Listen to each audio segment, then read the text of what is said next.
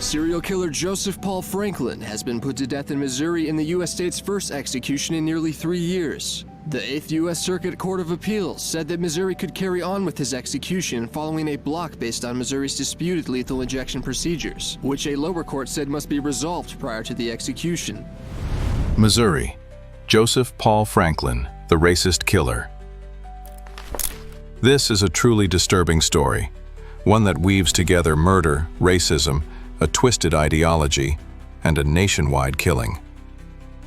Born James Clayton Vaughn Jr. in Mobile, Alabama on April 13, 1950, Franklin had a rough start.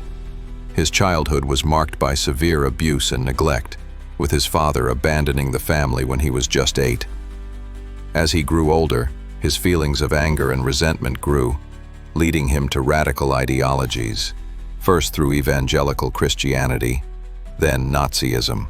This deepened as he changed his name to Joseph Paul Franklin, honoring Paul Joseph Goebbels and Benjamin Franklin. By the late 1970s, Franklin began his brutal mission. Using a sniper rifle, his first victims were an interracial couple in Wisconsin in 1977. The only thing I can say is I did do it. And can you also tell me why you did it? I was trying to get rid of all the ugly people in the world. Okay. And Why did you I select? considered the blacks the ugliest people of all. I just put the gun right on the biggest dude first, and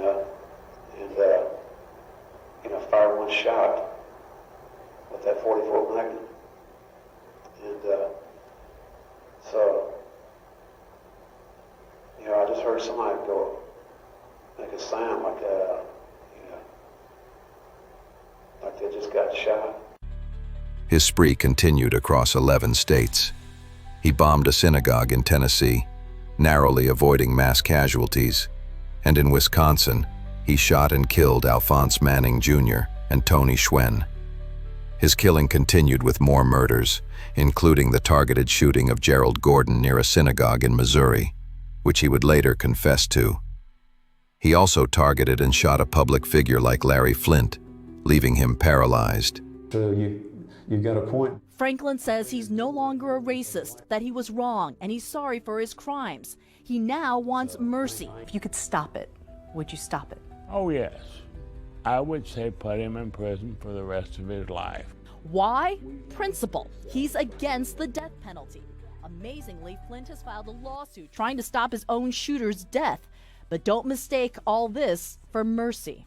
Is that how you see this? That you're forgiving him at all? I'm not showing him anything. If it wasn't Joseph Paul Franklin and it was some other person who shot me, my feelings would be the same. And what does Franklin think about the man he tried to kill but has never met and is now fighting for his life? My old pal Larry. Your old pal, Larry. Yeah.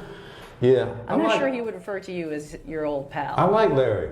But it appears even Flint's efforts won't stop what awaits Franklin. In Utah, he murdered 2 black men. In 1980, Franklin was arrested in Florida after being linked to multiple murders. Days away from his execution, Franklin spoke to me from death row about his 3-year killing spree. 3 years, just the same length of time Jesus was on his mission from the time he was 30 until he was 33. And what was your mission? Well, to try to get a race war started. Franklin showed me a tattoo. Faded with time, you can still make out that it's the Grim Reaper. Do you think you're a hero to those hate groups? Well, that's what they tell me,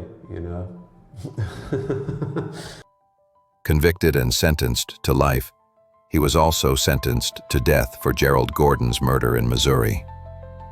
Despite appeals, Franklin was executed by lethal injection on November 20, 2013, at 63.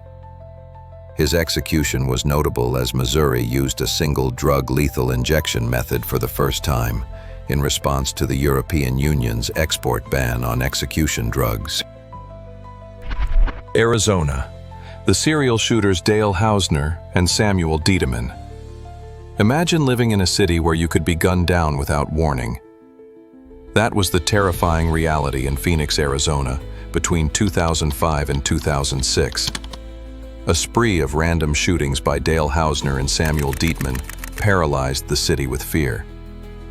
Over 14 months, fueled by methamphetamine, they committed drive-by shootings targeting pedestrians and animals, killing at least 8 and injuring 19. They also set fires, causing millions in damages. Initially thought to be the work of a single gunman, it became clear by 2006 that Phoenix had 2 killers. Hausner, a 33-year-old custodian and boxer, and Dieteman, a petty criminal from Minnesota, randomly shot victims, including Nathaniel Schaffner, killed while protecting his dog. The investigation broke when Dieteman's friend, Ron Horton, came forward, revealing Dieteman's confession. On August 3, 2006, both men were arrested. Hausner's brother Jeff was also implicated, having assisted in a stabbing and potentially some shootings. He was sentenced to 25 years. Hausner was convicted of 6 murders and other charges and sentenced to death. He was found unresponsive in his cell on March 30, 2013. Dieteman, sentenced to life, admitted to at least 2 murders. Montana. He killed 4 people in 4 months and disappeared into the mountains. This one starts in a homeless shelter in Missoula, Montana, where a man named Ronald James Ward was trying to start over. Quiet and kind to kids, and even worked as a football coach, but he had a history of heavy drug use, failed jobs, and a dysfunctional childhood he once described as 8 stepmothers and a father who gave his wife syphilis. By 2000, Ward was spiraling, bouncing across states, drinking moonshine, and drifting aimlessly. In 4 months, 4 people were killed across the country. It began with Kristen Lorite, a 25-year-old from New Jersey on her way to California. She stopped her van at an Arkansas rest area to let her dogs run. Ward, high on heroin, spotted her, pulled over, and followed. She was found stabbed 10 times in the neck, dumped behind the rest stop. Her sundress was torn off. Her dogs had led police to her body. By December, Ward was in California, where he killed Jackie Travis, and then Sheila Polly, a 32-year-old mother. Polly was seen with Ward before she vanished. Ward was arrested in Merced and confessed to Petrich's murder. But the other killings remained unsolved until 2007 when DNA linked him to Lorite's death. Her family had waited years, even putting up a billboard asking, "Do you know who killed me?" He pleaded no contest, claiming memory loss but acknowledging the DNA. More DNA connected him to Polly and Travis. FBI profiler John Douglas believed Ward had more victims. Ward died in 2014 in a high-security prison in Deer Lodge, Montana, with the cause of death undisclosed. Wyoming. Mark Hopkinson's descent into murder. Mark Allen Hopkinson's life went from a promising football career to a notorious criminal. Born on October 8, 1949, in Evanston, Wyoming, he left for a football scholarship at the University of Arizona. In 1971, he was convicted for delivering controlled substances and served time in federal prison before returning to Wyoming in 1975. Hopkinson's return sparked a violent feud with attorney Vincent Vihar over water rights. During this time, he connected with criminals like Jeff Green, Mike Hickey, and Jamie Heisel, becoming further involved in illegal activities. In 1977, he hired Hickey to carry out a bombing on August 7th, killing Vihar, his wife Beverly, and their son John. Investigators linked Hopkinson to other murders, including Kelly Wickhouse's. Hickey testified against him, and Hopkinson tried to frame Heisel.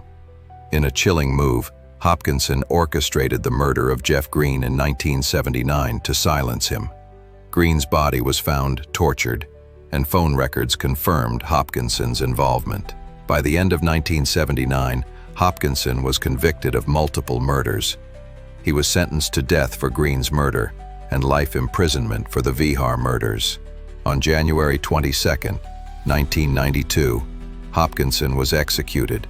becoming the first person in Wyoming to receive the death penalty for a crime for which he was present.